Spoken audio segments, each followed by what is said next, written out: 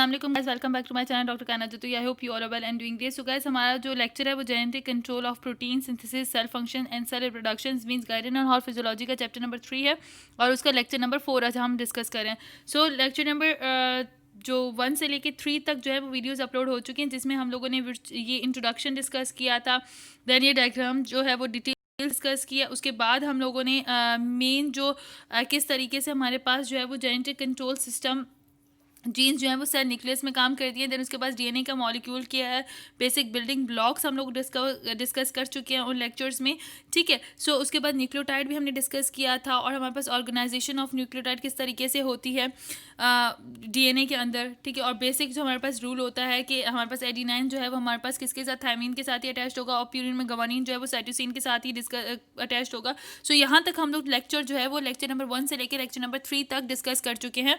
सो आगे आज का जो लेक्चर नंबर 4, उसमें हम लोग फर्दर ऑब्जेक्टिव्स जो गाइडेड ऑन फिजियोलॉजी में लिखे गए हैं हम लोग उनको डिस्कस करेंगे। सो आई होप ये लेक्चर्स आप लोगों के लिए हेल्पफुल रहेंगे। तो स्टार्ट करते हैं।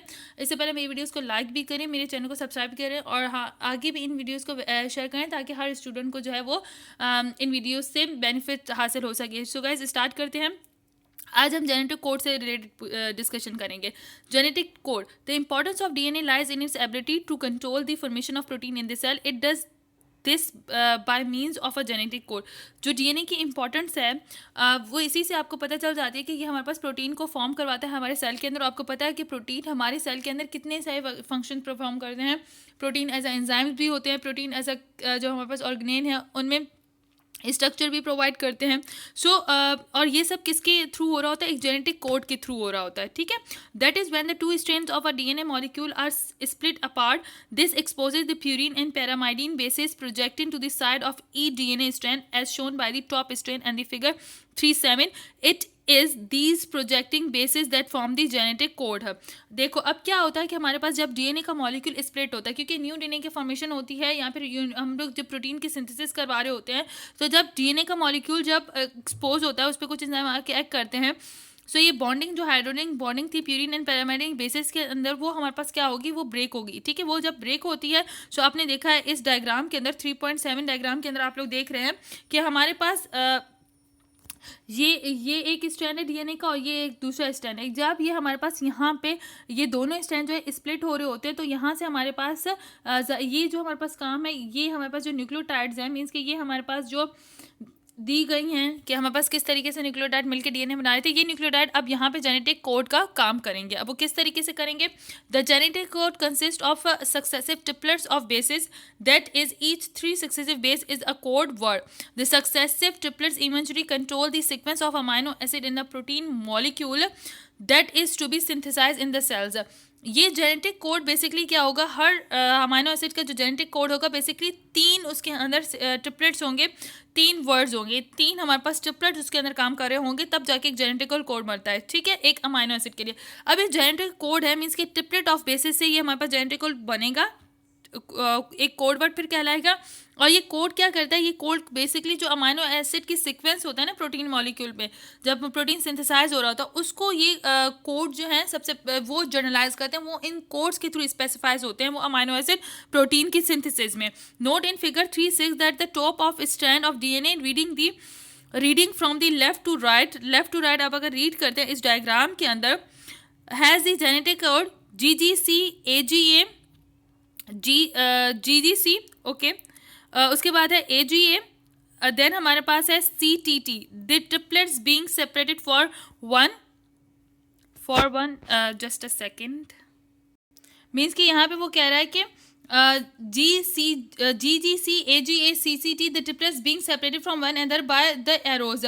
यहाँ पे वो आपको कह रहा है कि इस डायग्राम में आप देखो कि ये जो डायग्राम है, इस डायग्राम में अगर हम लोग लेफ्ट टू राइट जाते हैं तो हमें डिफरेंट कोड दिए गए हैं। यहाँ पे हमारे पास CGGA दिया जाता है, ठीक है, दूसरा AGA दिया हुआ है और CTT, मीन्स कि ये जो हमारे पास यहाँ पे ये वाले जो कंपाउंड्स आ रहे हैं, फॉर एग्जांपल ये जो यहाँ पे शो हो रहा है, ये हमारे पास बेसिकली कोड्स हैं। ये कोड्स हमारे पास हैं जो कि डिफरेंट अमाइनो एसिड्स के लिए। अब GGC एक डिफरेंट अमाइनो एसिड के लिए कोड होगा, AGA डिफरेंट अमाइनो एसिड के लिए और CTT डिफरेंट अमाइनो एसिड के। अब ये इन कोड को अमाइनो एसिड्स रीड करेंगे और फिर वहाँ पे आके अटैच्ड होंगे किस तरीके से, as we follow this genetic code through figure 3.7 and 3.8, we see that these three representative triplets are responsible for successful placement of three amino acid proline, serine and glutamic acid in a newly formed molecule of proteins. अब ये जो code हम लोगों ने पढ़े थे, अब वो इन कोड्स के थ्रू हमें इस डायग्राम में पता चल रहा है कि ये जो GCC था वो हमारे पास किस अमाइनो एसिड का कोड था, प्रोलीन का.